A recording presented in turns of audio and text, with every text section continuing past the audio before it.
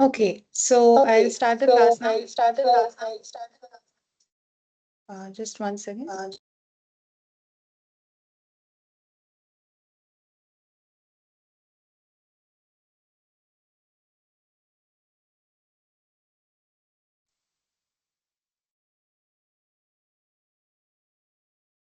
Okay, am I Okay, am audible? I audible? Yes, ma'am.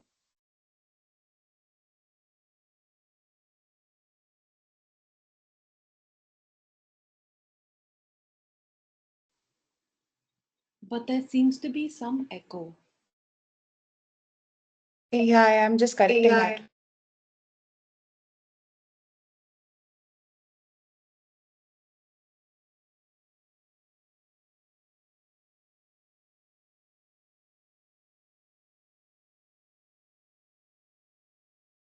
Hello.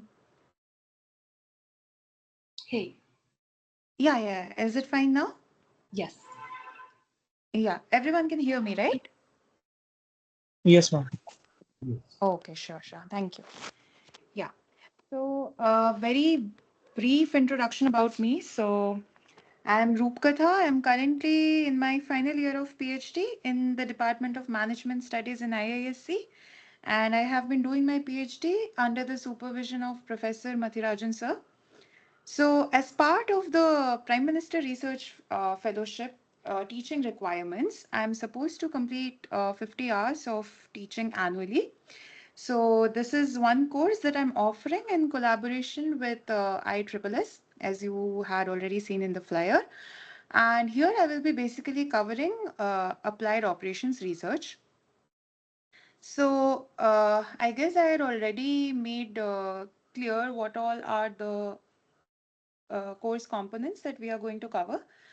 But anyone would like to say any special expectations you all have from this course? Hey, Roopkatha, could you please Hi. repeat the course components? I think I joined a little late. Yeah, so okay, sure. Just give me a second.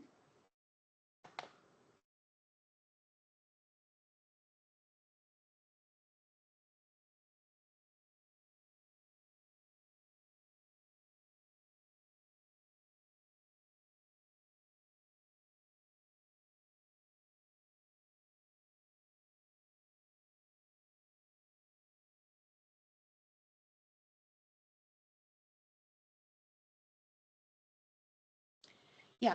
So basically, we will have a 7 week course. So in the first week, that is today and tomorrow, I will just be introducing basically what is operations research, some of the linear programming fundamentals, which we all know, and mostly we will be solving whatever models are there in Python. So either we will use Pulp or we can also use Gurubi.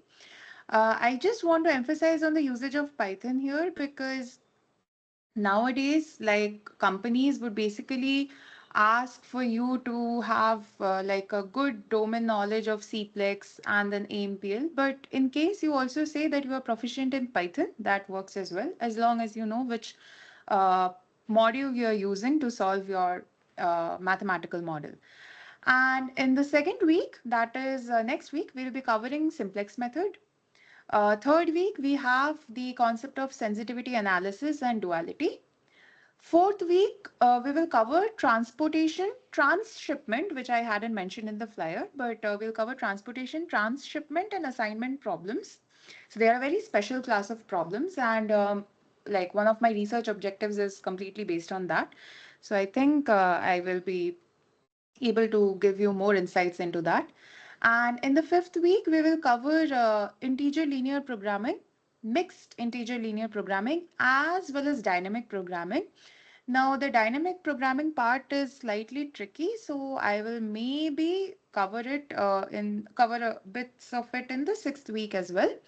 In the sixth week, what I'm planning to do is I'll cover goal programming as well as some basic methods via which we solve unconstrained optimization, which is gradient descent method and Newton-Raphson method. And in the final week, that is in the seventh week, We will cover, we'll have some capstone case studies where we would basically be analyzing some of the case studies and modeling them in Python.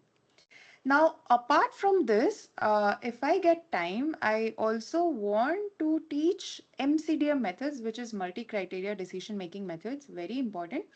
So, of course, I won't be able to teach you all the available MCDM methods, but mainly I want to cover two, which is basically AHP, analytic hierarchy process, and the best worst method, which is also known as BWM.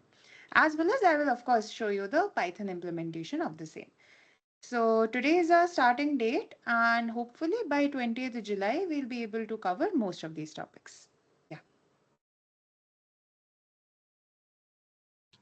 Thanks, Rupka, sir, for going over yeah, that.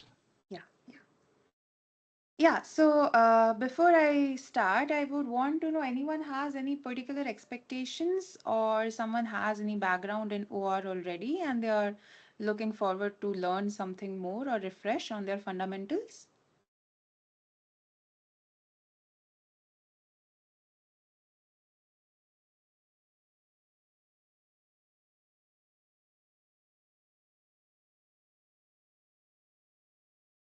Okay.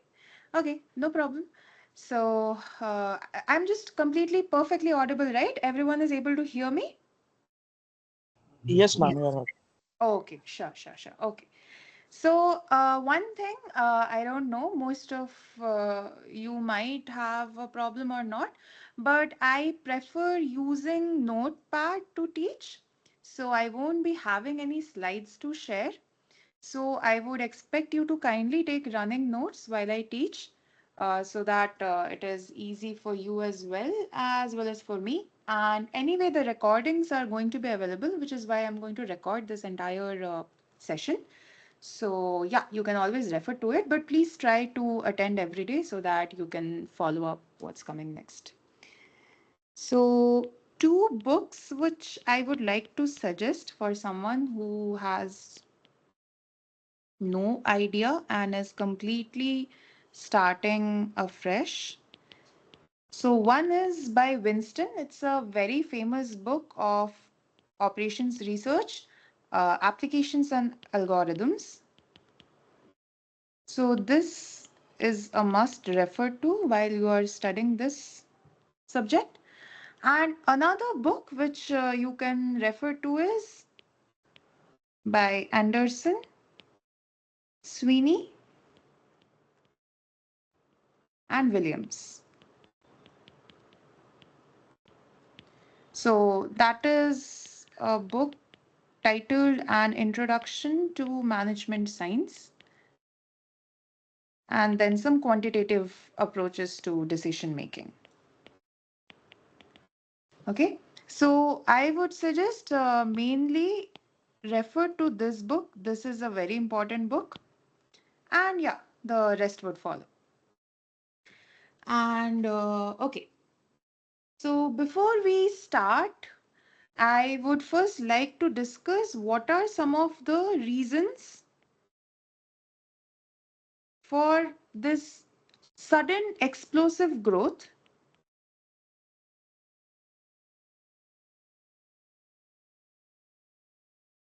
in the use of analytics in business applications. Okay. So if I go by that, the first one was technological advances.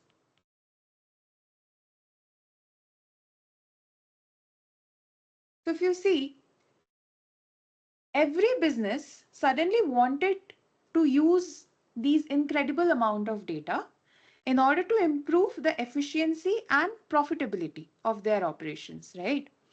Why so? Because every business would want to better understand their customers, price their products more effectively, and gain a competitive advantage. So suddenly you can see that there was a boom of scanner technology. Then there was data collection through e-commerce. For example, these days you see, right, that on Amazon, Flipkart, you're basically buying something. So what happens is that these platforms, they collect your data and they also have a thing known as wish list, right? So in future, when you again open the app, you will see that recommendations also come based on what you have bought earlier in the past, as well as your future preferences. Then we have the internet, social networks, and there is huge amount of data generated from personal electronic devices.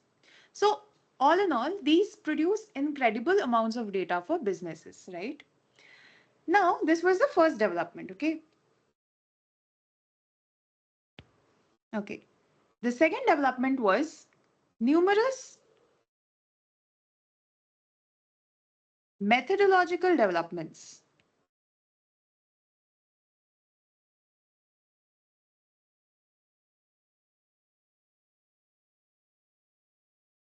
So, ongoing research has resulted in numerous methodological developments. Like there have been advances in computational approaches to effectively handle and explore this massive amount of data. Then we have had faster algorithms for optimization and simulation, and there are more effective approaches for visualizing this data. Okay. And the third development was in the computing power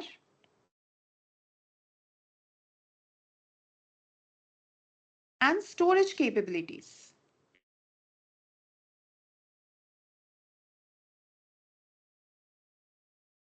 So now, if you see, for example, there is so much data, let's say, coming out of these various e-commerce platforms, internet, etc. But you don't have that computing power to assess, or you don't have that much capacity to store this data, then there is no point, right? So all in all, this was a simultaneous development. So there was huge amount of computing power and storage capability, and these were paired with the methodological developments. So you can say that better computing hardware, parallel computing, cloud computing, they have enabled the businesses to solve these huge problems, these large scale problems faster and more accurately than ever before. Okay. Now,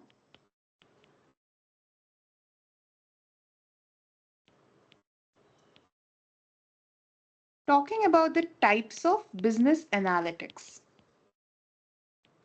So, we can basically have three classes of this. Can anyone say what are they? Anyone has any idea?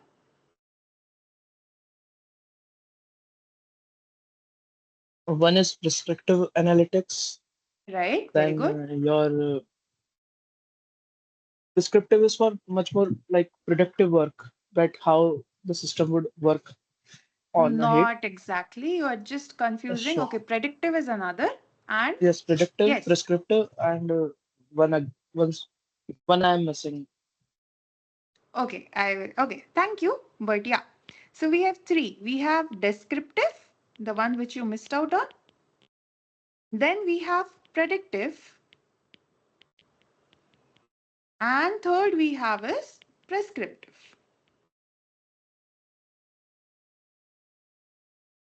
Now, what is descriptive, right? So descriptive is whatever has happened in the past. Okay. So what has happened in the past? What is happening? What actions are needed? Or what exactly is the problem? These are the kind of questions which are addressed by your descriptive analytics. So descriptive analytics primarily describe what has happened in the past, okay, without providing any kind of context as to why a certain event occurred, or even if that event occurred, whether it is likely to occur again in the future. You don't know. So it is just some past data that you have, and that's it. You analyze that, okay? So the enablers of descriptive statistics, some of the examples I can give are ad hoc reports, dashboards, any kind of alerts, notifications, data warehousing, etc. Okay. So what is the outcome of this? The outcome is well-defined business problems and opportunities.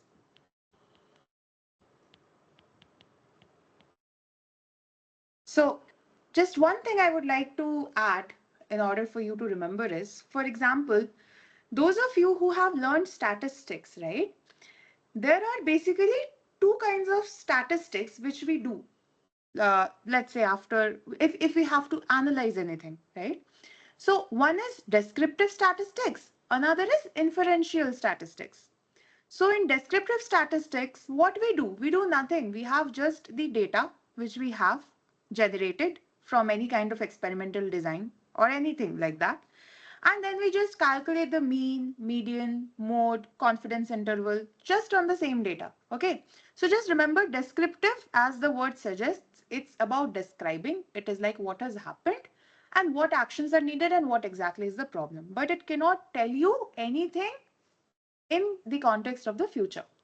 Okay. Now, what is predictive? So predictive is, why is this happening? Okay. Why is this happening? Most importantly, what will happen next? And why will it happen? So predictive analytics models the past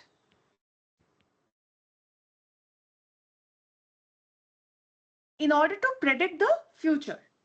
And then it provides, not in its entirety, but some kind of explanation for the occurrence of an event. So any examples which you can give me for predictive modeling?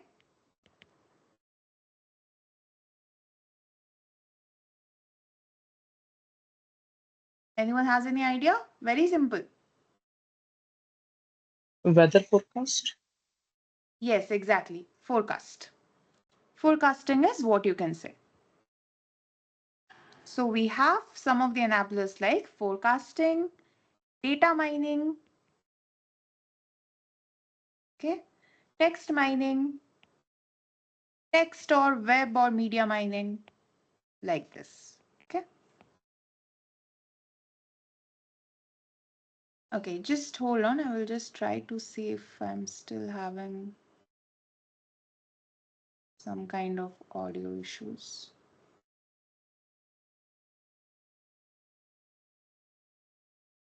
Am I still audible? Yes, Rupata. Okay, thank you. Yeah. And lastly, what we have is something known as the prescriptive analytics, right? So this is where your OR comes into picture, okay?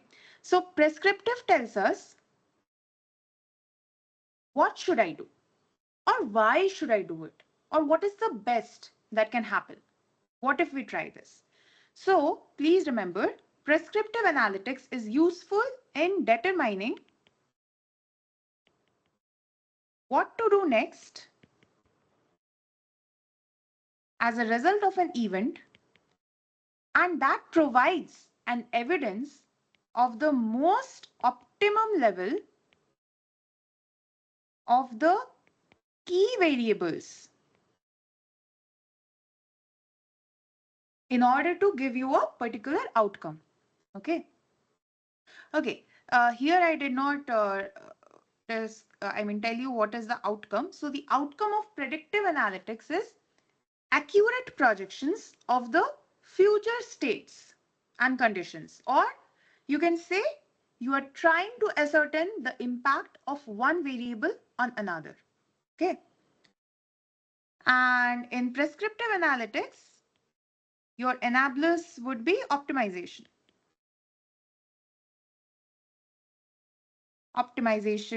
simulation, then decision modeling, etc. Okay. And your outcome is the best possible business decisions and transactions. Okay. So please note down, if I have to define prescriptive analytics is the highest level of analytics, which is used for choosing the best course of action among all the alternatives. Okay. Once an organization gains insights into descriptive and predictive analytics. So you can say that these act as a feeder to the prescriptive analytics. And apart from the usual OR techniques, even the techniques which we are going to cover in this course, you have several machine learning algorithms, then you have simple heuristics to meta heuristics and advanced statistical models. Everything clubbed together is used in prescriptive analytics. So operations research, you can say the another name for prescriptive analytics is OR.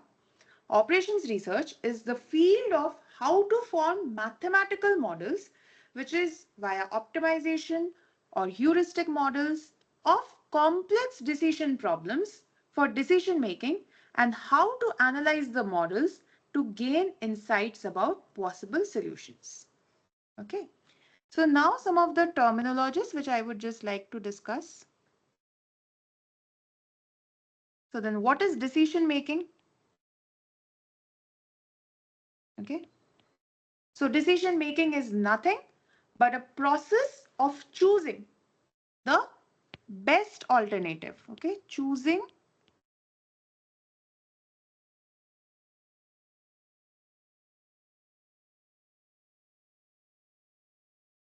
the best alternative from from among the various alternative courses of action that you have for the purpose of attaining goal or goals. And the second term we have is managerial decision making. Okay, this is synonymous with the whole process of management. So if you go through the book, you will see that there is something known as Simon's decision making process. I will see if I can cover it now. In 1977, he had given a flow chart. So that is exactly how the managerial decision making is done. Okay. Now, can someone tell me what are the various like various factors which can affect decision making?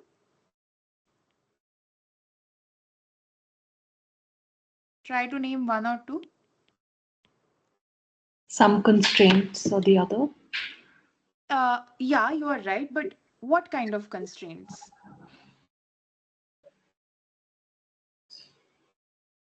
Like, take for example, a real life business, right?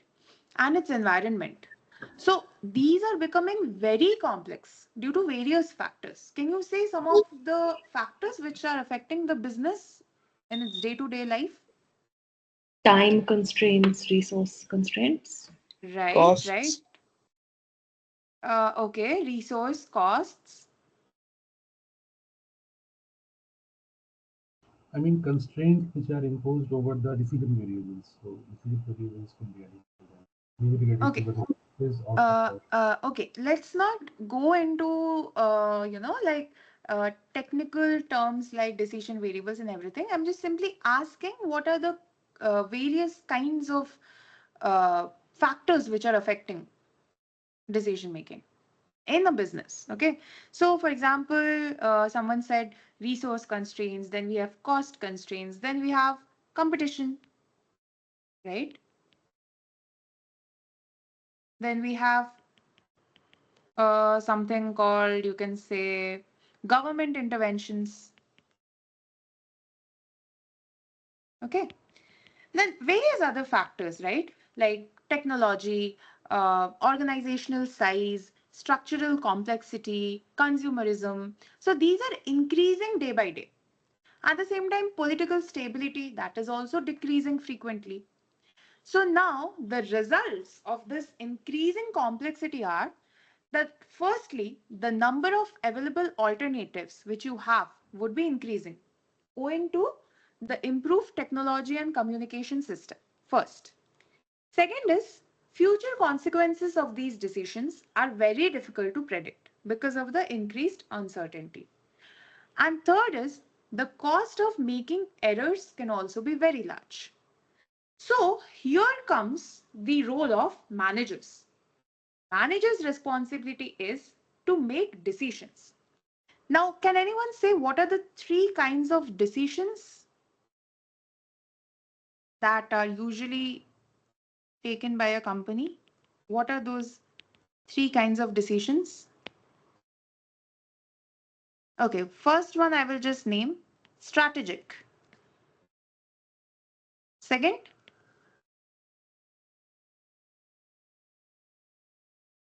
What do you mean by strategic, Rukatha? okay, I will explain that shortly. Okay, fine. I will just name the three decisions. So there are three kinds of decisions which are taken up by a company. So we have strategic, tactical, and operational, right? Now, strategic decisions, these are the decisions which are like very high level issues, okay? Very higher level issues, which are concerned with the overall direction of the organization. So you will see mostly, like uh, any kind of business you go, you will see that they have a mission and vision statement, right? And on the basis of that mission and vision statement, they now formulate the strategies. So you can say these strategies define the organization's overall goals and aspirations for the future. So they are taken up by very high level management, maybe, by the board of directors or the chairperson and all. From the perspective of time, if you have to understand strategic decisions, then you can say that these are the kind of decisions which once taken cannot be changed. Now, if you have not taken that decision properly, then maybe your business has to face losses, but you can't do anything about it. So these are like very important issues or decisions, I would say, which you cannot change time and again. If I have to give an example, okay, so let me talk about an urban road transport organization. Now, let's say on a day-to-day basis, if you see, a city size is continuously expanding, right? Because people are migrating for jobs. So various kinds of public communication facilities become essential. Now, as the number of commuters increase, the number of buses also need to increase. So sometimes what happens is that the existing number of depots in that city might not be sufficient enough to accommodate those passengers. And at the same time, if let's say my road transport organization has to construct new depots, at the same time, it might have to close some of the existing depots. Why? Because what is happening is that as the city size is expanding, some of these depots might fall in the inner part of the city, and that might be troublesome to the public. So overall, this arises the need for location of depots. Now imagine that your organization has taken this decision that, okay, I will construct my depot in location 1, location 2, and location 3. And let's say it has constructed, because this is a strategic level decision problem, right? Let's say you're taking this decision in once in 10 years or once in 15 years maybe. Now, can you suddenly just close those depots? No, right? You can't. So that is where comes the importance of taking these strategic decisions. So in case your decision making is poor, you will have to suffer the cost, suffer the losses. So that is what I mean by strategic decisions. Okay.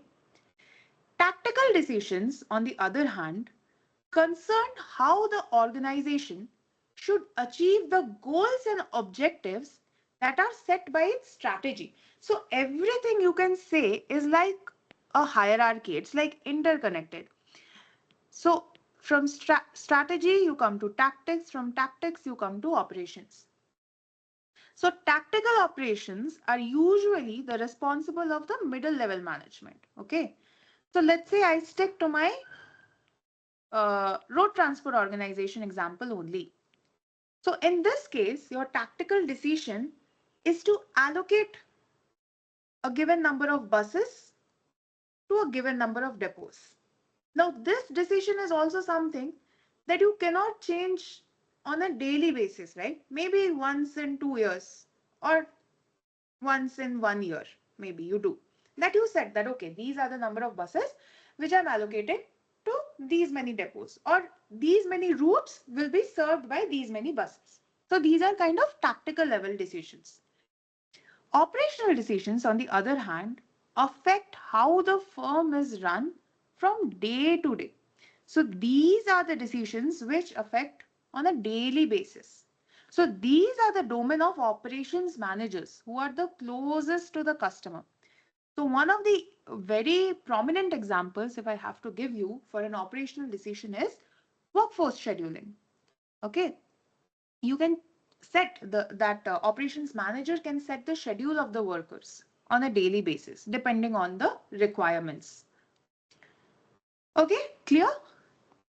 So now we have two solution approaches for decision problems. Okay, let's say these are the solution approaches. Okay, so the first class might seem very theoretical to you, but I'm just doing it in order to set the base so that you know where it's coming from, okay?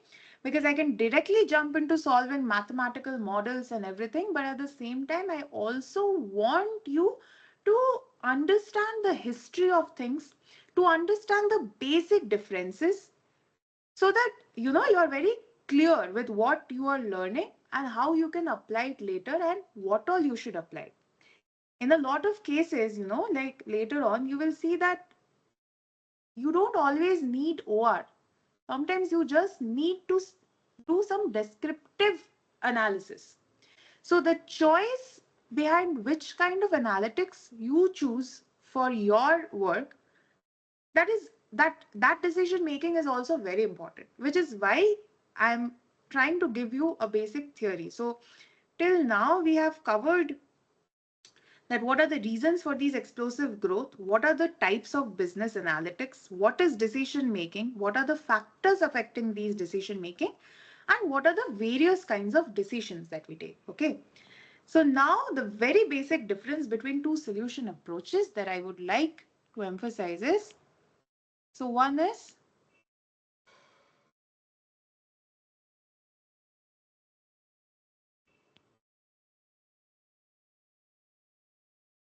OR, MS, DS, IE, or analytics. So I call it operations research, management science, decision science, industrial engineering, or analytics approach. And another one is a behavioral science approach.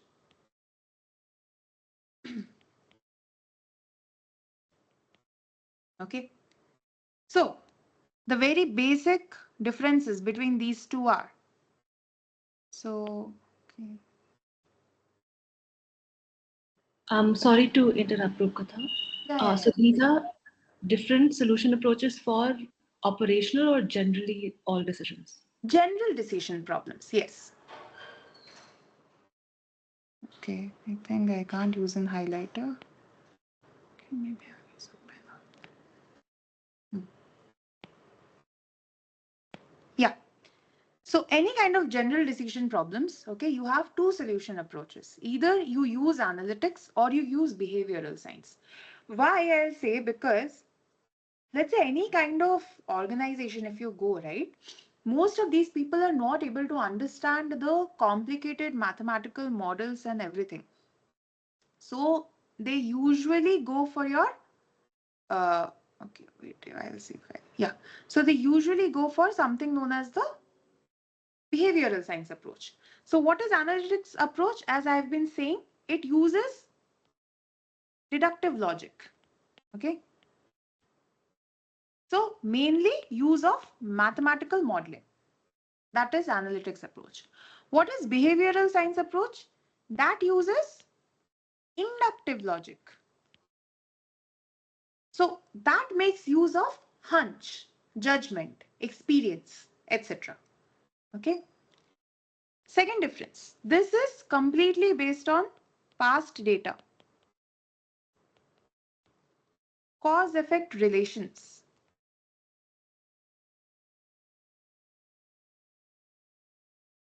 See, ultimately you need data. From where will that data come? From your past only that will come. So this is based on your past data, cause-effect relations. What about behavioral science? This is based on past experience or information or any kind of subjective judgment and psychological behavior judgments. Okay, so if you see, this is completely a human-based approach. Here also humans come into play, but before that we use something known as the mathematical model. And based on whatever solution comes, then we try to draw a managerial report and see whether that result is meaningful or not. See, blindly believing on any model would not do you good. In fact, in this world of LLMs, right? For example, now ChatGPT has come, Claude AI is there, Gemini Pro 2.5 is there. Everything is true. Everything is giving you your solution. But at the end of the day, you need the human component to assess whether the result is meaningful or not. For example, I will give you a very simple thing which I experienced days before. I was solving this case study of a workforce scheduling problem, okay? And somewhere I was getting stuck. So what I did was I used Claude to develop a mathematical model. Once I developed that mathematical model, the optimal solution was coming out correctly. Everything was fine. But when I was trying to see the results, what I saw was that what the model was doing was it was allocating my lower ranked performers to the higher customer demand hours. Whereas I would want my high priority, I mean, high performance ranked workers to be allocated to those higher demand hours. So that thing the model was not taking care of because honestly it doesn't know, right? But it's a very practical scenario. So simply depending on any kind of tool would not do. You also need to analyze the data which comes out of it, okay? And third is it depends on mathematical logic,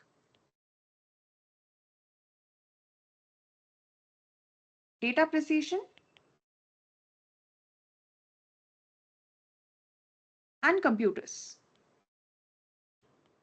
for any kind of data processing and mathematical analysis. Whereas your behavioral science approach, that depends on individual skills and foresights in decision making on the research problem. Okay. So just one thing that you should notice, all these draw basic support from various other disciplines such as economics, finance, production, marketing, etc. Okay. So any doubts does anyone have till now?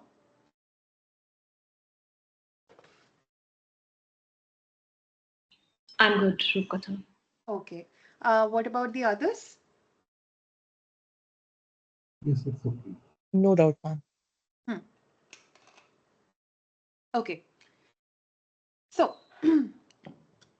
very quickly, if I have to summarize that why OR approach, why this approach might be used in decision making process and not your behavioral science approach. Okay. The first thing is importance. If the problem is very important, okay. For example, a great deal of money is involved and the manager needs thorough analysis before attempting to make a decision, then you have to use OR approach. Second, the problem is very new. If you do not have any previous or past experience to draw from, you cannot use the behavioral science approach, right? You have to use OR. Third, if the problem is repetitive, so once the problem becomes repetitive, the manager can save time and effort by relying on quantitative procedures to make the routine decision recommendations. Okay. Fourth is accessibility. What I mean by accessibility is it is often necessary to access remote information, consult with experts, or have a group decision making session all quickly and inexpensively. So many decisions must be made in any of these scenarios. For example, you have sufficient time, but not much data, or little time and incomplete data, or you have no time and big data. Then of course, you do not have the time to, depend on your own skills and foresights for making your decisions. And lastly, very important, owing to the complexity of the problem. Okay. If let's say the number of alternatives that you have to consider is ever increasing, okay, then the problem becomes very complex. The manager cannot develop a good solution without the aid of quantitative analysis. Okay, so these are the various reasons why OR might be used. Now, I will just draw. So I had explained, I had just briefly mentioned, right, Simon's 1977 process of decision making. Okay. So I will just simply give you what is, I will just draw what is it. Uh, okay. So we have, okay, let's say this. This here is your reality. Okay. Now, after you have encountered the reality, what will you do? You will examine. Okay. So this phase of examination is what we call as the intelligence phase. Okay. So in this intelligence phase, what are the various things that you do? First, organizational objectives. Second,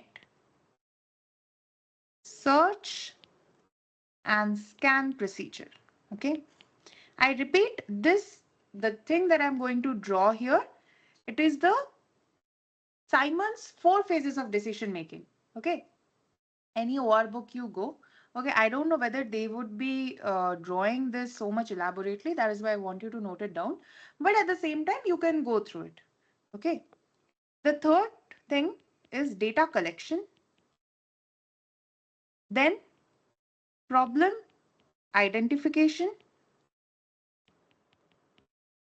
problem classification, and problem statement. Okay.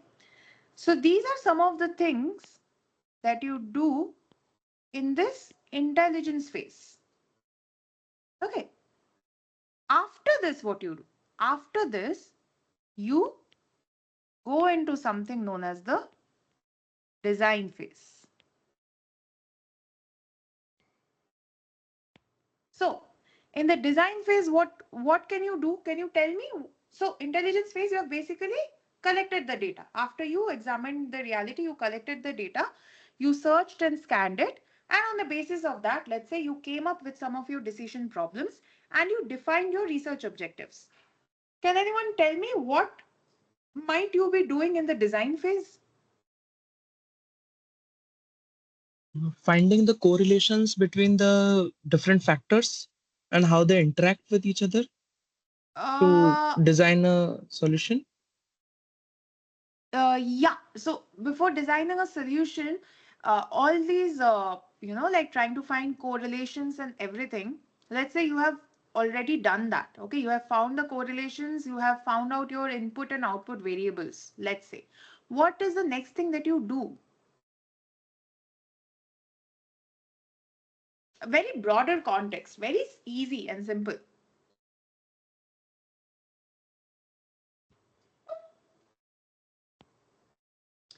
So you basically formulate the model, right? That's what I wanted. Okay, so you formulate a model based on certain assumptions. Then you set the criteria for choice. Next thing you do is you search for the various alternatives. and you predict and measure the outcome. So this is your design phase. Now, once your design phase is done, what do? You try to validate your model. Okay? Validation of model.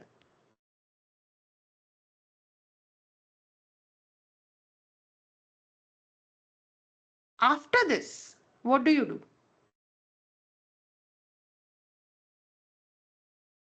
Okay, the third You phase that we iterate, have. Yeah, sorry, you iterate. right. We iterate and then we finally arrive at the solution, right?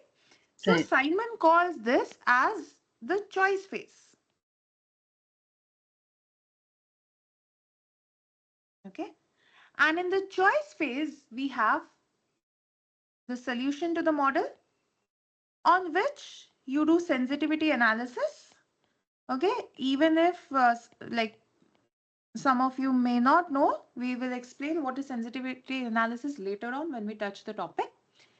Then you select the best alternatives. Okay, you select the best alternative and you plan for implementation. Okay, so basically you are trying to design a control system here. So this is your choice phase. Again, after the choice phase also, what you do is you verify and test the proposed solution. Okay, now let's say you have implemented the solution. Okay, you have implemented and it is a success. Then well and good, your work is done. Okay, let's say you have succeeded. But in case you fail,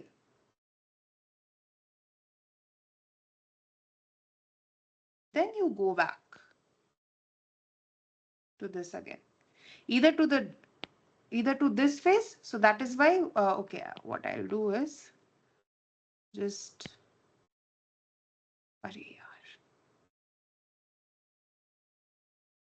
either you go to this phase or you can also go to this phase or you can also go to this phase.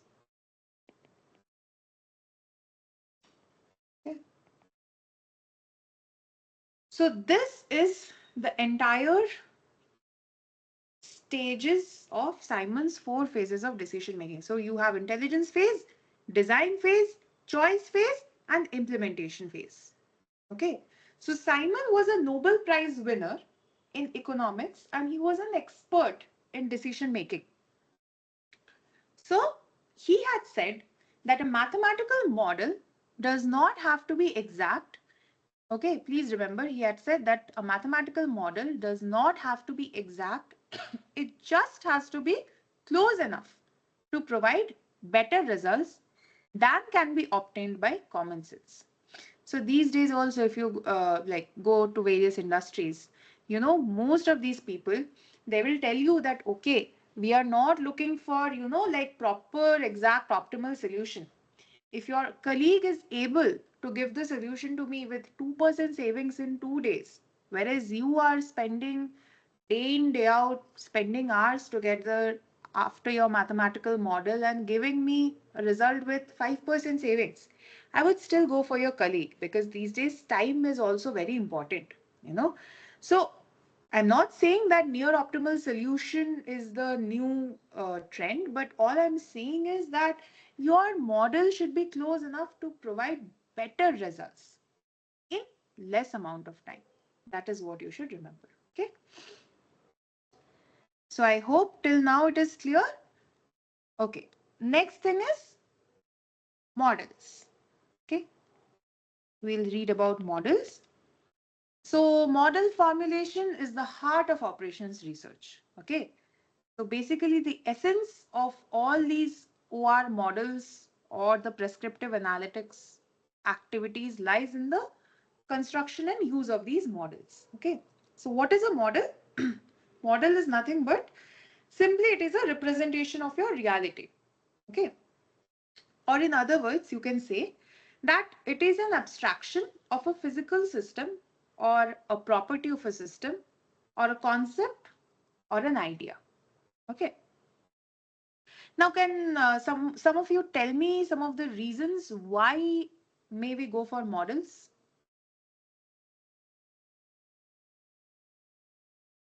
Because they have a kind of sophisticated method of giving a result, and they are tried and tested.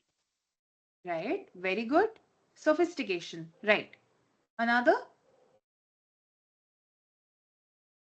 I was actually going to say the opposite, that it's simplified.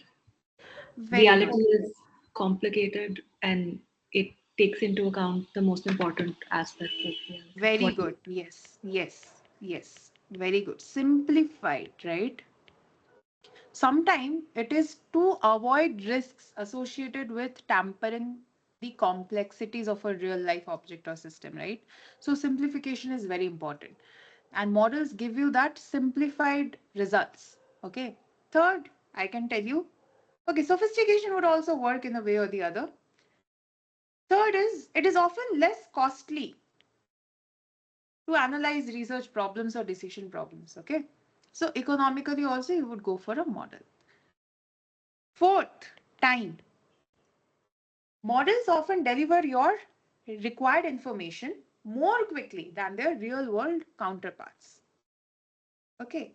And sophistication, or I would add here feasibility. Okay. So working directly with an actual system may be an impractical experiment. Okay. So models can otherwise be used to do things that would be impossible. So overall, the models give us the kind of understanding and insights that improves our decision making on various kind of research problems. Okay. Now I'll show you, I'll draw the hierarchy. Okay. So these are your models. Okay. Now, there are three kinds of models based on structure. Okay. So we call these iconic, analog, and mathematical model. Okay. Further, mathematical model can be divided into four categories. We have descriptive model, prescriptive model or normative model, heuristic model, and predictive model. Okay. Now, all these can be further divided into two. So this was based on the purpose of application. Okay. Now the next classification is based on the nature of data or the environment that you have. Okay. So what is that? Very easy. Deterministic and stochastic. Okay. Sorry. Then based on time behavior or planning horizon, you have static model or a dynamic model.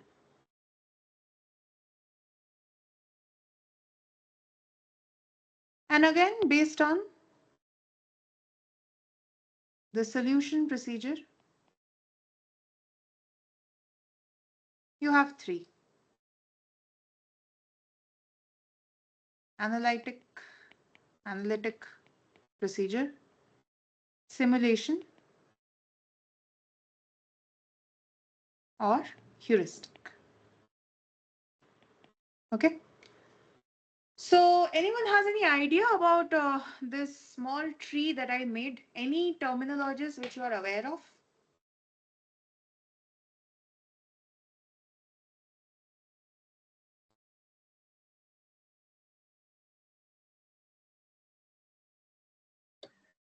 Uh, I'm aware of most things except heuristic. Okay, okay. Divyanshu?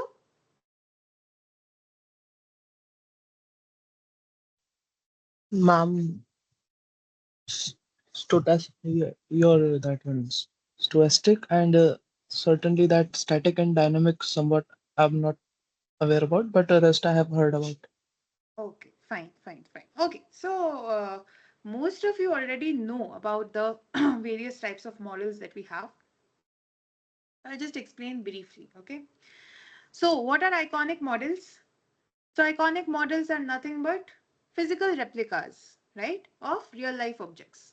So the actual properties and the characteristics of the system being modeled is called an iconic model, okay? So even though it has the same shape and appearance as the actual system, but it is usually a scaled version that you can say, okay? Iconic models are like scaled versions. So any examples that you can give me of iconic models?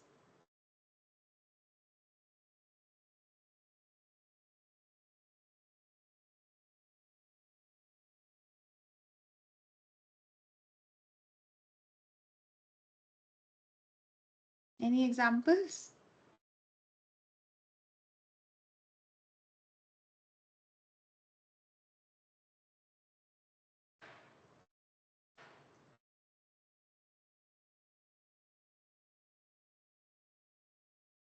Okay, some of the examples are very easy, right? Drawings of house, maps, a toy airplane, right? All these are iconic models. Second one is analog. Okay, so what is an analog model, Malayaja?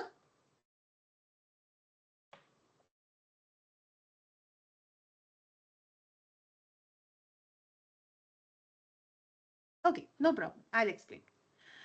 So I'm audible, right? Because suddenly everyone has gone silent, so I'm Yes, not. Yeah, okay, fine. yes, ma'am, yes, ma'am. Yeah, yeah, sure. So analog model is nothing but a model that consists of real properties, right? But that is very different from that of the system that you are modeling. Okay. Or I can explain it like a kind of model in which one set of properties is used to represent another set of properties. Okay. It is also physical in form, but do not have the same physical appearance as the object being modeled. Okay. So a very perfect example of an analog model would be a thermometer. Okay, it is an analog model which is representing temperature. Or you can say any kind of histogram or graph, a demand curve, flow chart. Okay, all these are kinds of analog models. Mathematical model, all of you know, right? So this type is something which you being a management researcher would primarily be studying. So it is one which uses a set of mathematical symbols to represent the properties or the characteristics of the system or the concepts or the idea. Okay. So just remember, symbolic models or mathematical models are the most abstract type of models. Okay. And are most commonly used. Okay. They may not be having any physical shape, but they are generally used to represent the concepts or ideas. So just remember, there's a very small uh, thing that I'll do. So here I'll write degree of abstraction. Okay. This is capability of manipulation, and this is the degree of analysis. Okay. My handwriting is understandable, right? Like, okay, right? Not much. Yes, ma'am. Yes. Okay, fine, Yes. fine. So the type of modeling that we have are, let's say here we have iconic, here I have analog, and here I have the mathematical model, okay? So the degree of abstraction in iconic is none to low. Capability of manipulation is again very low. Degree of analysis required is also low. For analog models, degree of abstraction is moderate. Okay, capability of manipulation is moderate to some extent, you can say high.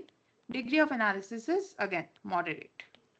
But in mathematical model, degree of abstraction high, manipulation is also very high, and the analysis required is also very high. Okay, even though all this was understandable, I just did it for your better understanding.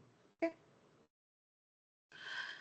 Now, what are descriptive models? So descriptive model here is the modeler, again, as I had explained to you that descriptive, right? Descriptive analytics is basically something which tells you what about the past, nothing about the future. So similarly, your descriptive models are something which will tell you or via which you would want to represent some particular physical situation, but it does not indicate any preferred course of action. Okay, so some of the examples which I can give for a descriptive model are waiting line model or simulation model. Okay, simply you are just trying to represent some physical situation. That's it. So results obtained from a descriptive model are simply just, you know, they are not general. They are just something which has happened in that current scenario. Okay. On the other hand, prescriptive model or another term for it is normative. Okay. So normative or prescriptive model, in it, it basically prescribes the course of action that the decision maker should select to achieve some defined objective. Okay.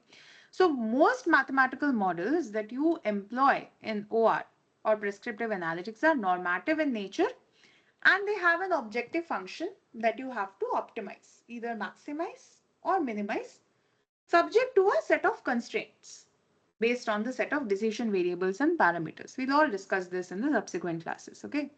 So the major characteristics of a prescriptive model is that it allows the modeler to determine the best course of action. Okay. Predictive. Predictive, you know, predictive is typically used to make a forecast of future. Okay. Example is forecasting model. Heuristic model, on the other hand, are basically models that employ rules of thumb, or you can say intuitive rules, in the hope of generating good solution. Now, I don't know, have you heard about the Vogel's approximation method? Have any one of you heard about the Vogel's? Yes. Yes. Yeah, No. yeah. VAR. So Yes. that is a heuristic method, okay? Because if you see, when we use Vogel's approximation method to solve a general transportation problem, doesn't give us the optimal solution, but it gives us a near optimal solution. So in transportation problem, we usually call them initial basic feasible solution methods, but you can also call them heuristic methods. Okay, so heuristic models can be developed for various descriptive, prescriptive, or predictive purposes. Okay, Is it now, safe yeah, to say, Rupkata, sorry to interrupt, that yeah, these rules of thumb or heuristic models are sort of if-else conditions? not exactly. Oh, sorry. Okay, yeah, I'm sorry. Can you hear me now? Yes. Yeah, not exactly if else conditions, you can say. It is, no, not exactly if else. It's like something which you do not have to use very high, heavy mathematics for, something which like simply come up with using your own, what should I say, mathematical intuition to some extent, because again, you are using some basic arithmetic operations, but there you are not using any if else kind of a thing. Okay. Okay. Yeah. Okay. So about deterministic models, what are deterministic? So basically, if all the uncontrollable inputs to a model are known, right? Usually, most of the models that we, like deal with during our teaching periods, like when we are delivering courses to students, are deterministic models only. Okay, so just for the easiness of them, the uncontrollable inputs are known and they cannot vary. So your model is referred to as a deterministic model. But if you go out in the real life, right, everything is uncertain. You don't know. So all these uncontrollable inputs, okay, if not all of them, some of them may be uncertain and subject to variation. That becomes the foundation for stochastic modeling, or we also call them probabilistic. Okay, you can also say it's a probabilistic models. Okay. And again, based on time, as I was saying, static. So static model is defined at a particular point. Okay, it is like at a given particular point in time and encompasses a particular time period. Whereas a dynamic model is where the modeler examines a multiple time period horizon in order to select the optional course of action. Okay. So for example, let's say I have a workforce scheduling problem. Okay. And I have been asked to generate the optimal solution just for that particular day. Then it's a static model, right? But if I have to, let's say, do it weekly or fortnightly, something like that, then there the concept of your dynamic model comes in. Okay. So it's like a multiple time period horizon. Then you have to like the model slightly becomes more complex compared to a static model. Okay. And as for your analytic procedures, simulation, heuristics, so heuristic solutions we'll discuss. Simulation we won't discuss. I'll see if I have the time. Analytic procedures anyway, as we go further in this course, we will discuss. So just to summarize that, what are the various principles of modeling? Okay. Anytime you model, it's very important that you know what are the various principles of modeling.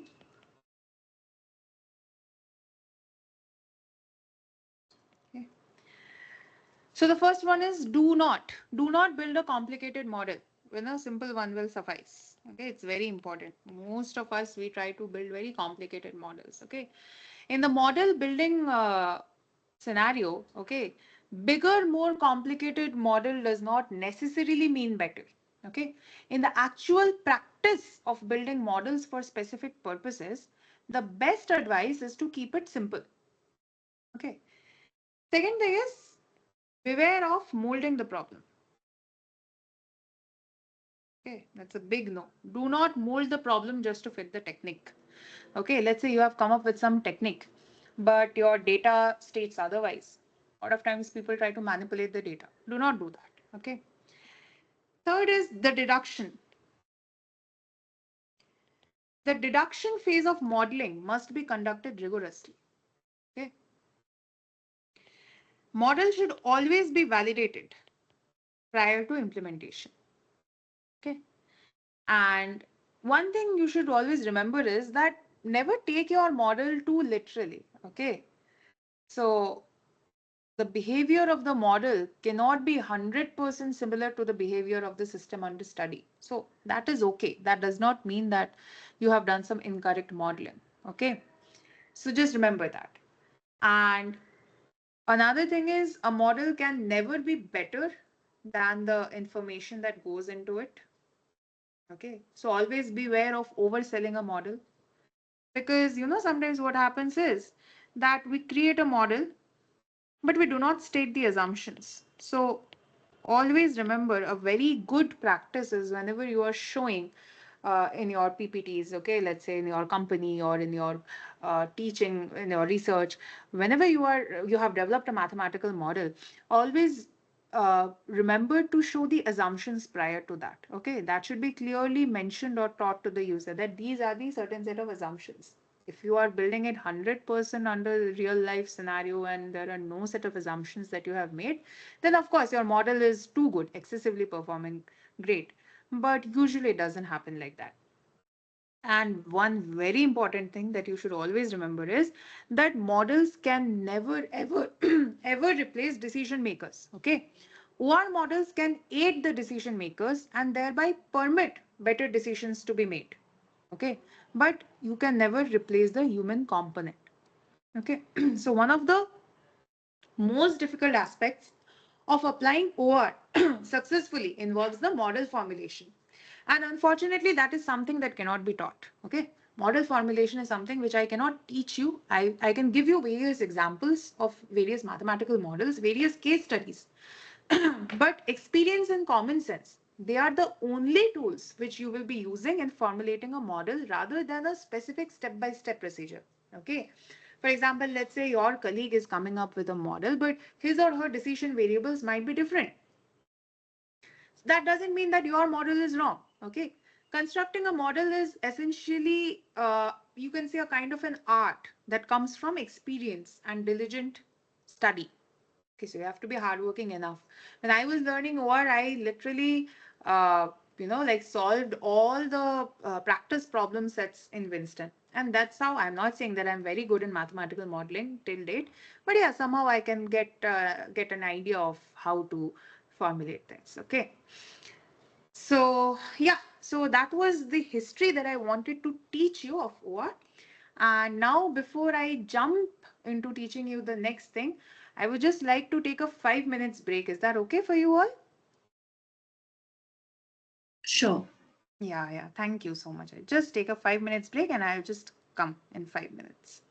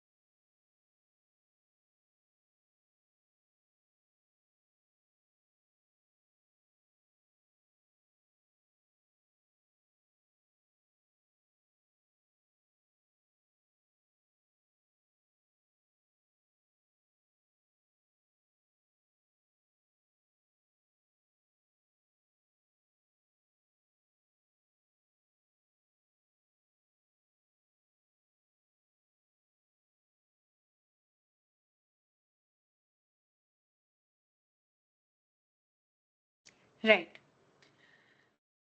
So can you hear me? Yes. Yeah. Okay. So, So what is OR? Typically, OR is nothing but also known as the management science. Okay, it is a scientific approach to solving management problems. So typically, OR problems will involve deciding how to make the most cost-effective use of very limited resources such as people, machines, money, and time. Using observation, data, and analysis, the OR practitioner builds up quantitative relationships. We also call them models, which may be used to help the management make some various informed decisions. Okay. So you can say that OR is nothing but the application of analytical methods which are designed to help the decision makers choose between various courses of action. Okay. Now, one definition which I would like to write is because it is specified in Winston is if you have to define OR,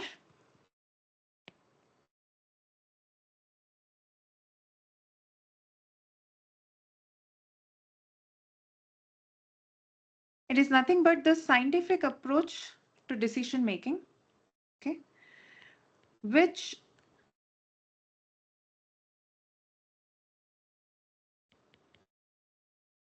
seeks to determine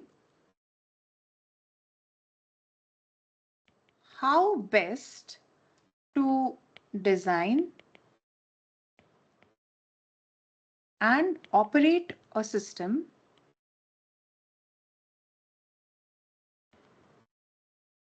usually under condition requiring the allocation of scarce resources. Okay, this is a very important line. So in the book, you will see that this is how OR has been defined.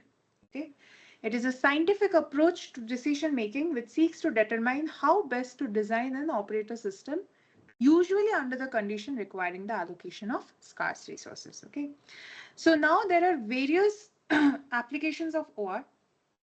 Okay, for example, one is in manufacturing. Okay, so in manufacturing, you have various problems like optimal product mix, optimal blending, uh, production planning and scheduling. Then you have design optimization. So the various techniques which you can use for solving these manufacturing problems are LP, okay, ILP, heuristics, something known as critical path simulation, like that. Okay. Next you have is in logistics.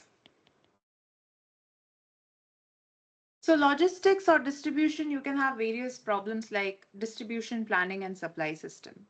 Okay, again, you can have LP, ILP, heuristics. Okay, then something known as optimal routing and scheduling of vehicles for pickup and delivery. Okay, then you have personal scheduling. So manpower planning or the allocation of skills. Okay, uh, sometimes you might use Markov models. Okay, or simply LP or AP assignment problems or heuristics. Okay.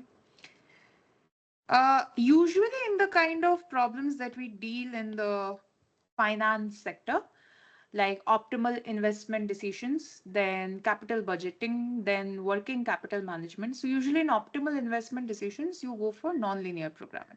Okay, so I'll just write NLP, mostly NLP. Capital budgeting, you can use integer programming, but that is just for capital budgeting. Mostly in the case of finance, we go for nonlinear programming. Okay, then you have marketing. Okay, So in marketing, you have like advertising media planning. So in advertising media planning, you will use dynamic programming or heuristics. Market research, you can use something like Markov models. Product selection, pricing, and timing. So there are various things. You can use DTs, decision trees, or game theory. The various kinds of OR techniques which you can use. Then we have facilities planning.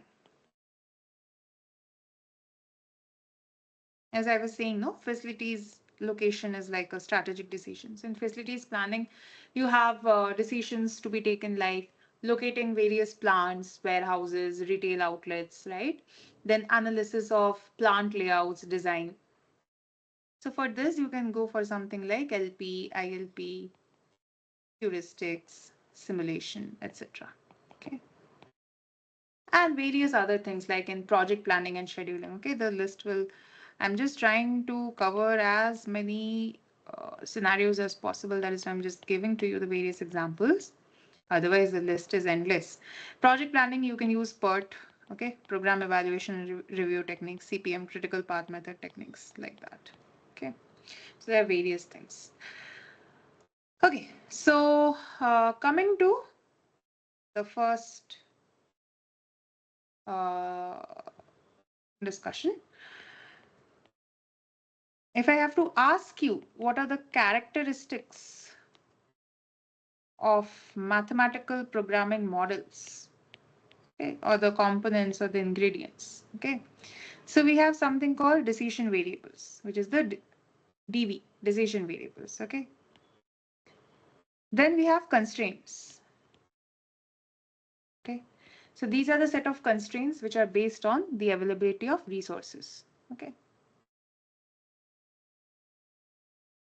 we have the objective function, and then we have the non-negativity restrictions. So together these make your mathematical model, right? So what are decision variables? I guess you all know. Any idea?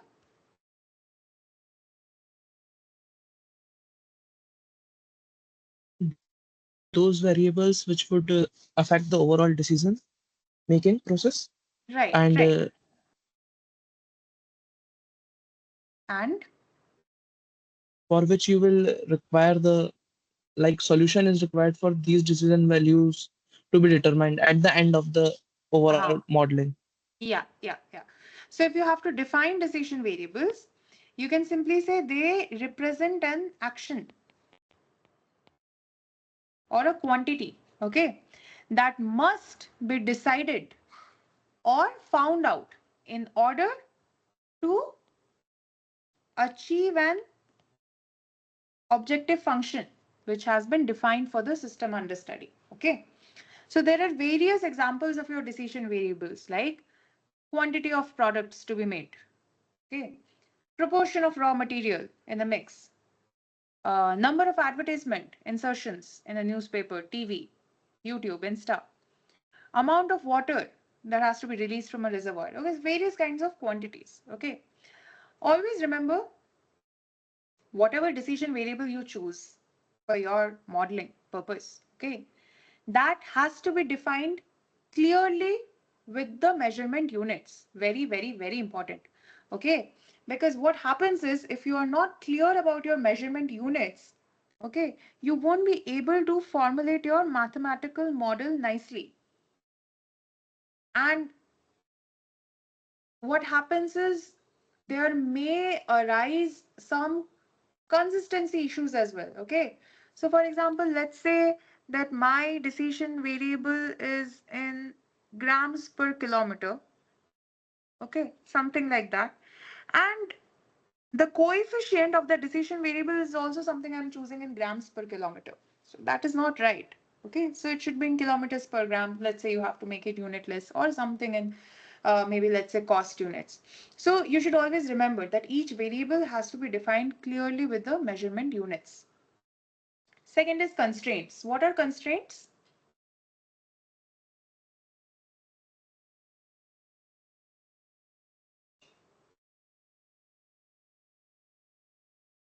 uh, those are the like the points which affect your overall decision making, like the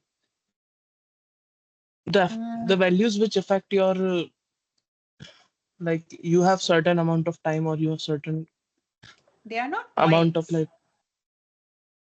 They are not points, okay? You say they are restrictions or limitations prevailing in the specific decision system under study. Okay, they're not points. It is simply restrictions that you have. Okay, now these restrictions may be on capacities.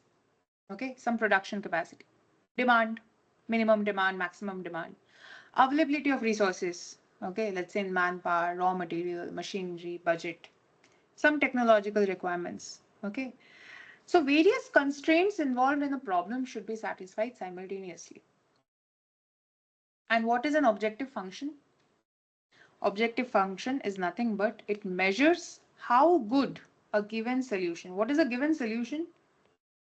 A given solution is nothing but the set of values of your decision variable.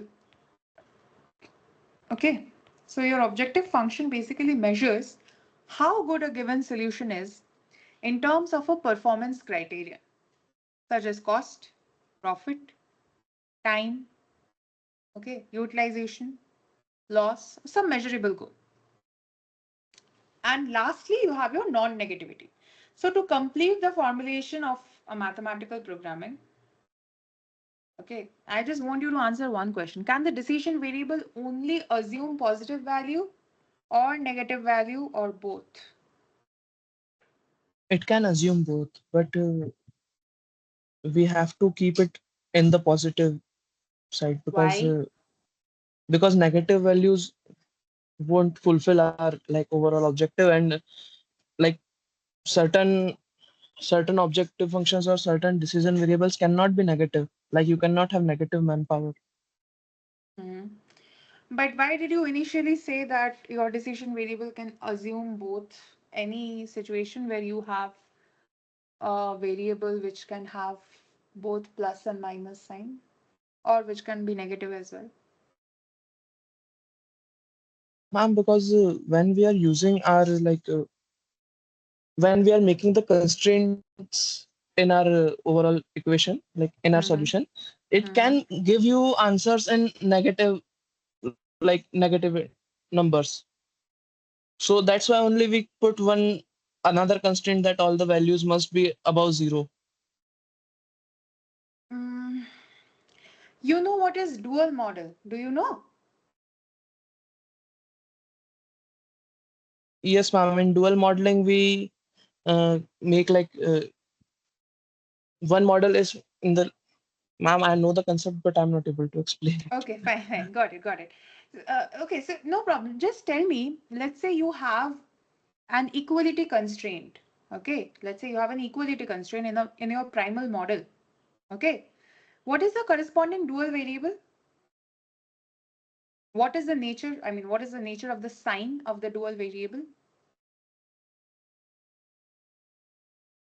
Ma'am, if first one was positive, then it would go to negative, if I'm not wrong. No, no. If it is an equality constraint in your primal model, your dual variable is usually unrestricted in sign. We call it URS. Okay, so it can be positive or negative. But usually in your LP problems, linear programming models, where you are either minimizing or maximizing, your decision variable would always be non-negative. Okay, Yes, ma'am. anything, if you're making a dual of it, if there is an equality constraint, let's say the corresponding dual variable would definitely be unrestricted in sign, but that is all about dual. Here we are just talking about simple mathematical models in real life scenarios. Okay, so your decision variable cannot assume negative value. Always remember it has to be non-negative. Okay, now what is a general form of an optimization problem? Okay, so the next thing that I'll discuss is general form of an, anyway, duality and everything you will learn here only. I'll teach you. I'll just teach you very slowly. I hope the space is fine, or do you want me to go slightly, like, do you want me to rush it or the space is fine? This space is fine for me at least. Yes, ma'am, Oh, it's fine. fine, fine. Okay. So, what is the general form of an optimization problem? Okay, so the general form is either maximize or minimize some function of variables, okay, subject to again some another function which is either greater than, equal to, or less than some b1, some another function greater than, equal to, less than some bk. Okay. So when do we call this as a linear problem? We call this as a linear problem if all the functions in this optimization problem are linear, right? That is, your objective function as well as all the constraints are linear. And what do we mean by linear? All the variables are raised to the first power only. Okay. Then we call this as a linear model. So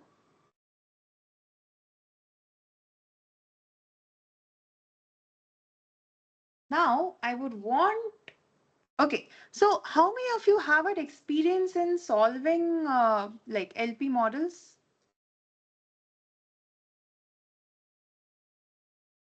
Like, have you I solved? do not. You haven't? No. Okay, okay, fine, fine, fine.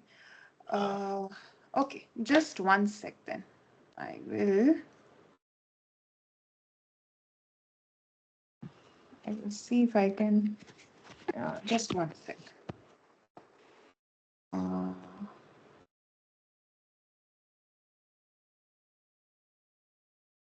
I will see if I can do it.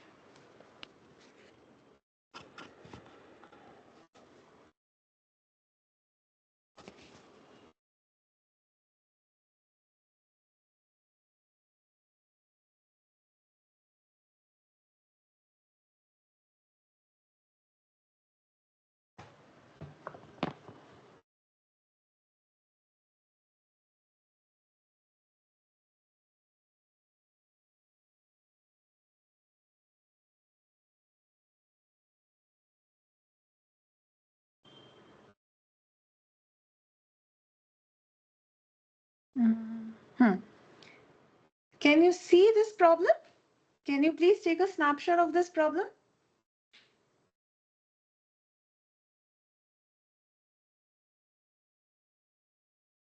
Yes.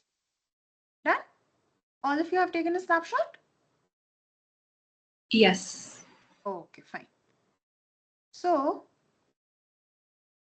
now you read the problem for 2 minutes and then we'll discuss.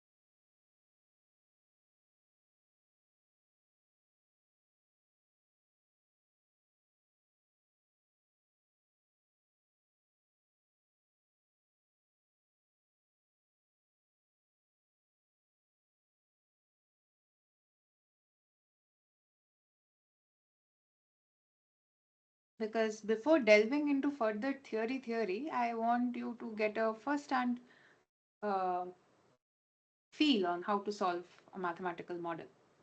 Okay, this is a very simple model. So just read it. Once you are done reading, let me know.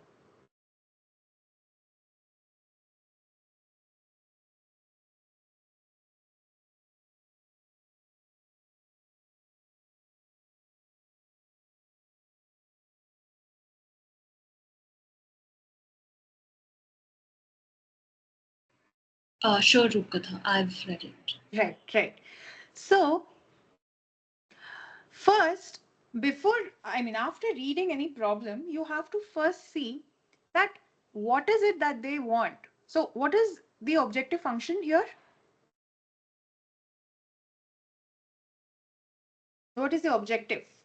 Let's say, what is the objective of this manufacturer?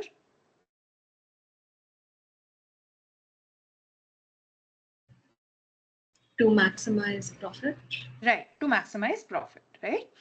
So, to maximize profit, it is asking how many units of each product should be made, right? So, what are your decision variables then?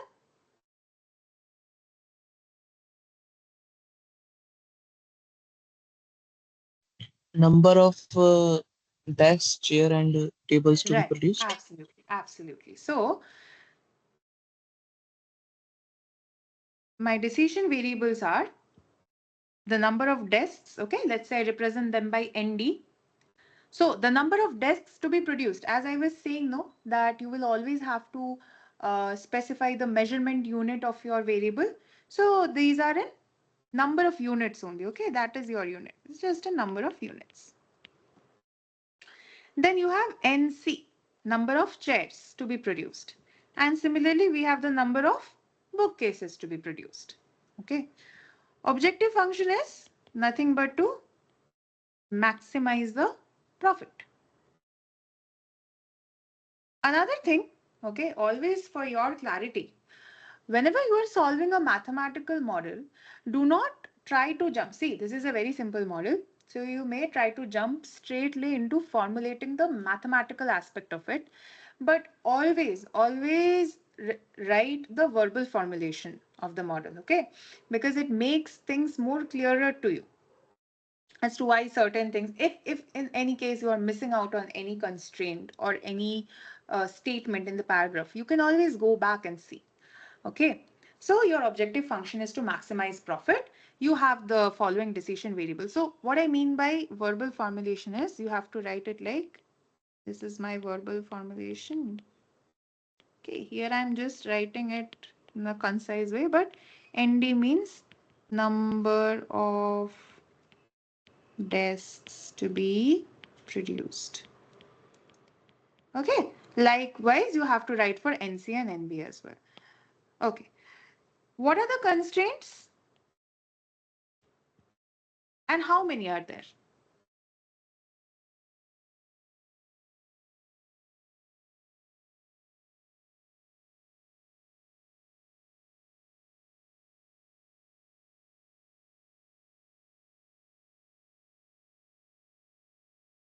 Number of man hours available and Number of man hours for available. available for Painting and polishing. yeah, available man hours for painting and polishing. Then Available machine hours for cutting. right, available machine hours for cutting and Last is your storage space. right, capacity. Any other constraints?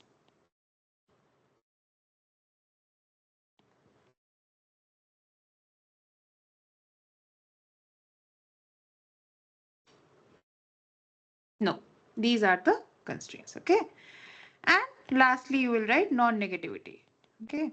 So all the decision variables have to be greater than equal to 0, okay? So now when formulating the model mathematically, okay, now comes the mathematical modeling part, okay? So for available man hours, how will you write the constraint? These are your decision variables for man hours. How will you write?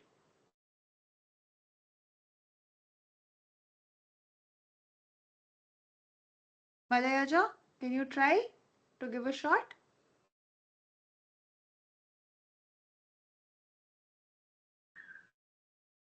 Um,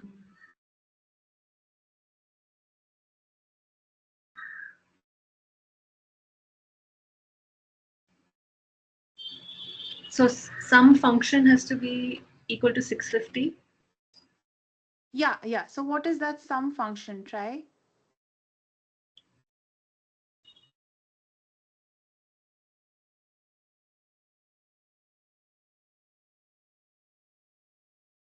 So that function is a function of NB, NC, Yeah. and So ND. right. So tell me the coefficients.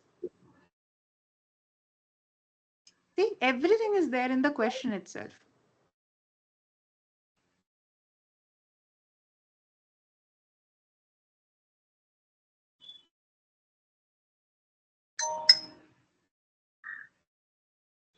I'm not able to figure it out, Rupkatha.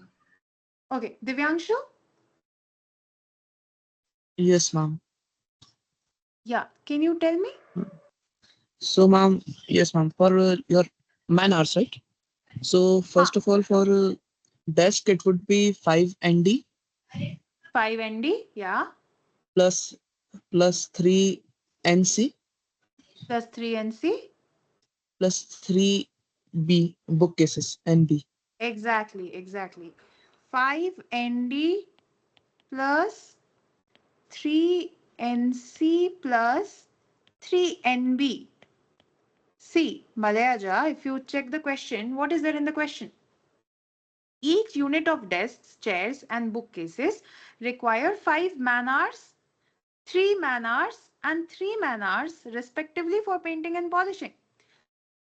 And see, if you have to check the units as well, see, the units are also consistent. 5, so this is 5 man-hours for each per desk, 3 man-hour per chair, 3 man-hour per bookcase.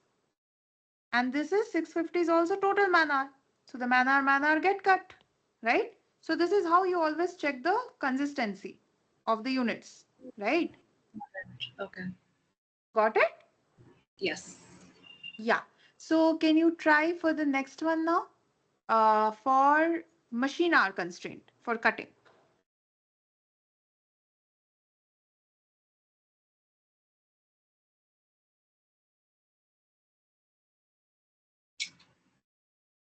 Um, 0.8 ND plus Yeah, 0.4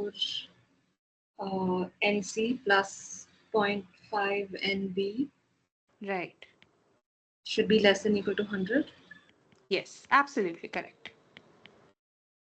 Okay. So again, here also you will always check the consistency. See, these are very simple questions, but still, point it is what? R per desk. Into this is number of desks. Then this is total 100 hours. Okay. So hours gets cut. Likewise. Okay. And lastly, for the capacity constraints, you will have ND plus 0.7 NC plus 1.1 NB less than equal to 140. Now, what are you trying to maximize? The profit. So what will be the objective function? Maximize Z equal to?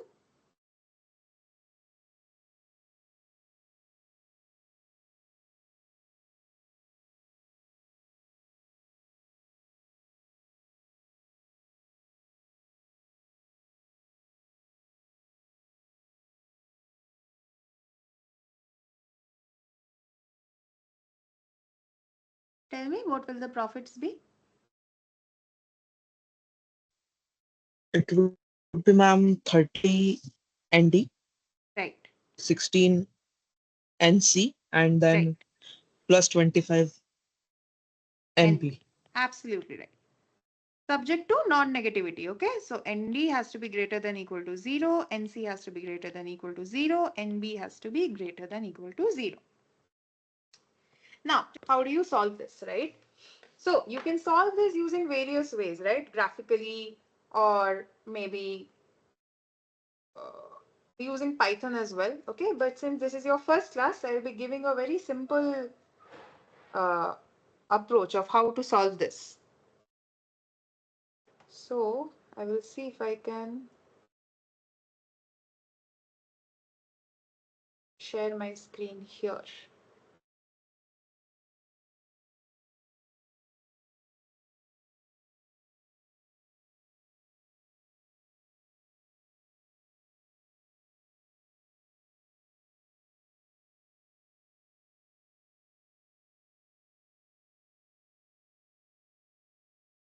Can you see my screen? No, ma'am, it's not I visible. can. No. Okay, I will just try to share again.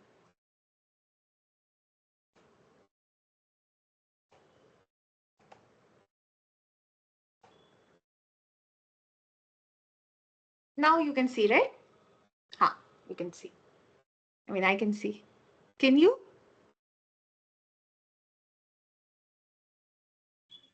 Are you sharing something, Rupkatha? Yeah. Screen.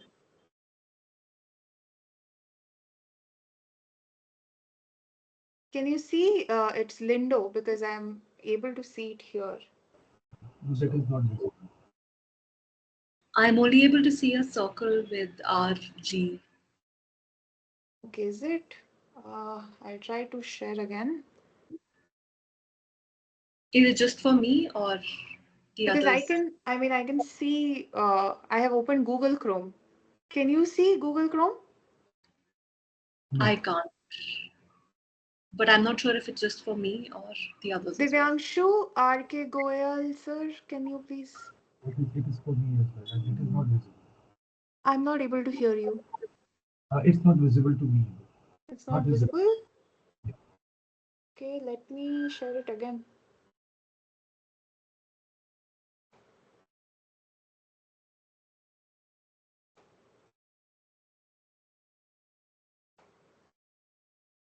Now is it visible?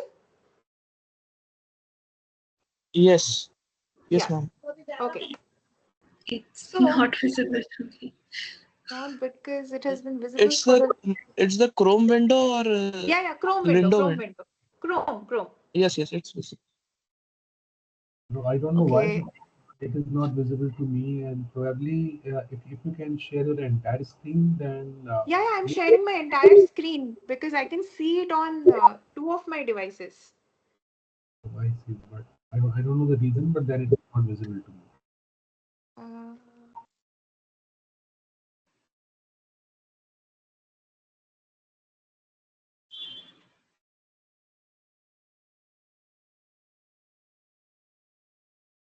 okay, what do I do? Okay, maybe I'll see. I'll try to share from this screen itself.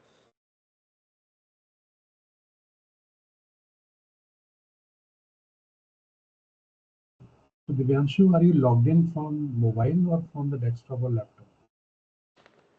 I'm logged in via mobile. So quite possible that from the mobile device may be visible, but then it is not visible on my desktop. Yeah, Right now, same. it's not visible to me as well. Yeah, it's not visible.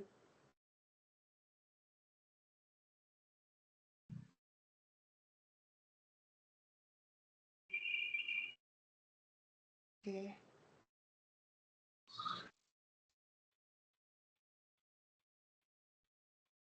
How do I show it to you? Okay, maybe. I don't know. Okay, as of now, I'll just share from my iPad only because. Um, The can you see screen, my yeah, screen screen, now? yeah, the screen is visible. Yes. Okay, I don't know why Yes, it's not yes. visible from there.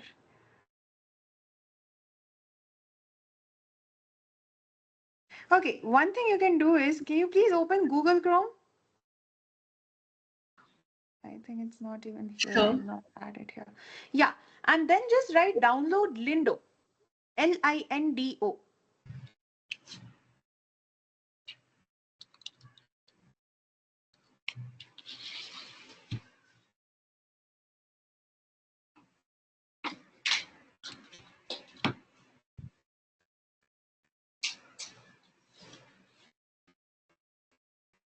Like, you can just write download Lindo.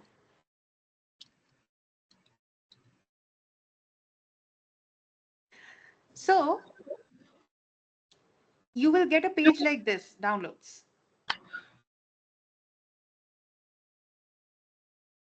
Actually, I wanted to see you how to solve that in Lindo itself. So,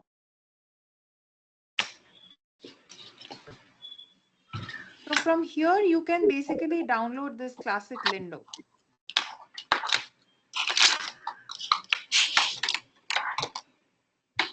But these are trial versions, so there are certain trial version capacities. You can at most use 300 variables, 150 constraints, 30 integer variables. So download this, download classic Lindo. And just let me know if my screen is still not visible.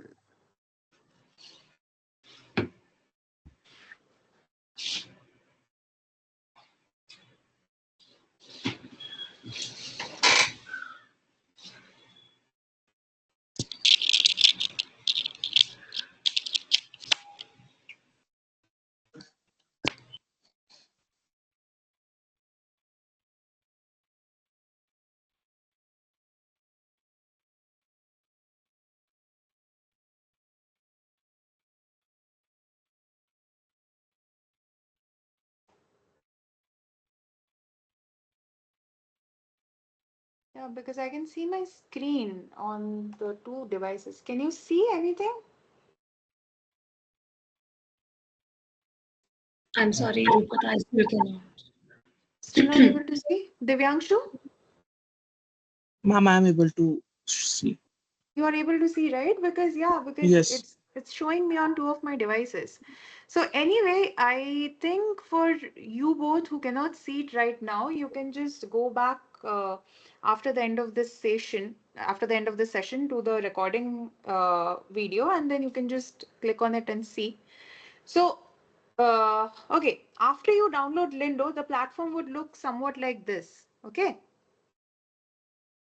So you simply write okay, max 30 ND plus 16 NC plus 25 NB subject to 5 ND plus 3 NC plus 3 NB less than 650. You don't even have to specify equal to. You can just write less than. Divyanshu, are you able to see Y- whatever is on the screen? Yes, ma'am. Yes, ma'am. Okay. Ma'am, I Okay. have a suggestion that Yeah. we can have this whole program written on our like notepad, Yeah, so yeah, yeah. both So that can everyone else can see? just yes, Okay, yes. fine, fine. I will try to do that. So zero point 0.8 ND plus zero point 0.4. Actually, even if I write it down, the problem is I cannot show them how the model gives me results. Only after running this, I can show it to them.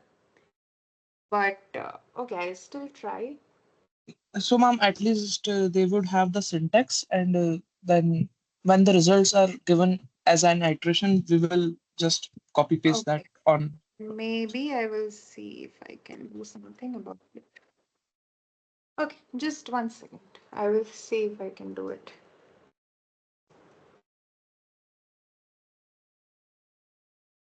I'll just click pictures, maybe. I think that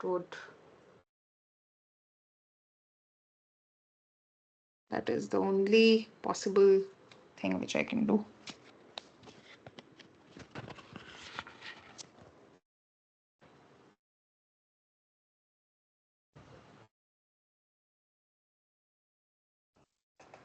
No issues, but then many online solvers are also available. I could find one. Um, Actually, Lindo online solver. Okay, I will just see. not for the Lindo, but then some other. I mean, not many online solvers are available. So you continue with this solution, and later on we can either try it on the Lindo or Yeah, I yeah, mean, yeah. Sure, sure, sure. That works. Okay, I think I will just show you how this thing looks. Uh, okay, I'll just stop sharing the screen from here. So, um,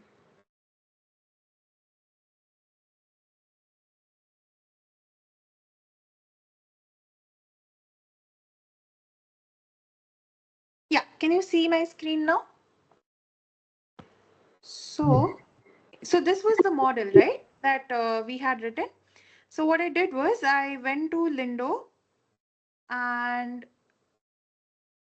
I wrote this model like this. Okay, simply I'll write max 30 ND plus 16 NC plus 25 NB subject to 5 ND plus 3 NC plus 3 NB less than 650, because the model automatically takes care of the equality sign. Okay, so that is something that I do not need to specify here separately. So like that, subject to, and then last May I have to write end. So after I'm done doing this, then I click on this solve. As you can see here, we have a solve button. I click on solve and it gives me something like the Lindo solver status. Okay, 3947.37. There would also be a pop-up bar which would say if I have to do a sensitivity analysis range, I just simply click no. And after that, this is what is my optimal solution. So this is what is generated in the reports window. Okay. So now it is saying that the number of desks have to be 105.26. Although, you know, practically it is not possible, right? So you can always say 106. Number of chairs 0, and number of bookcases is 32. What are slack, surplus, reduced cost, dual price? These are something which we will be discussing when we talk about sensitivity analysis next week. But before that, I want to solve more problems like this. So I guess, yeah, up till today, I think I will just stop the class here. Tomorrow, my plan is to solve 2 to 3 more such simple LP problems. And then I will also show you how we do it in the Python. Okay. And also tomorrow, after doing 2 to 3 more problems like this, I will be jumping straight onto LP method, introduction to that, and what are the various graphical methods that we use. Okay. So I will basically be giving you the theory and the various terminologies that we use in LP problem. Is that fine? Yes, and please do share the problem Um, statement. The, Uh, yeah, keyboard. so the problem statements I will share tomorrow itself, because, or if you want to do as a homework, then I can give it to you in the chat box only. Not tomorrow's problems, but this problem only. I mean, I Oh, want to this take. problem, I had actually like asked to take a snapshot. I mean, But then okay, fine, no problem. I will share it to you. Yeah. Rupkatha, is it possible to ma'am, share these problems via email? Via email? Yeah, I can do that. I mean, just give me some time, maybe like after tomorrow, maybe I will give it to you next week after I'm done solving the problems in the class. Is that okay? Sure. And So, I did not find your name registered. So could you please ping me on my email ID? me? Yeah, yeah, yeah. Sure.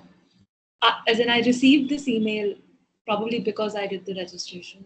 Yeah, I think, but I was not able to find your name in the Excel sheet. So no problem. You just send an email to me. Okay. So maybe on Sunday evening, I will share with you, with the three of you, the problem statements that we are going to discuss today. I mean, that we discussed today and tomorrow as well. Okay. Sure. Okay. ma'am, in Yeah. tomorrow's class, can we go for some basics of Python? Because as for me, I am not that good at Python itself. Okay. Sure. Sure. Okay. So No problem. No problem. So what is that? Like, you want to learn this basic optimization thingy in Python, right? yes, ma'am, that Yeah. only. But like Okay. certainly, which like modules we will be using, or how Sure. to like work out Python on your PC. Sure. That's some problems are facing. Sure. Sure. Sure. I would do that. I would do using Gurupi and Pulp for you. Okay. Sure. Please remind me once tomorrow. Sure, ma'am. Sure. Okay. Done. Thank you so much. Hopefully you learned something, or if not, at least refreshed on your fundamentals. And yeah, see you tomorrow. thank you so Thank much. you. Thank Bye. you. Thank you, Bye. ma'am. Yeah. Thank you.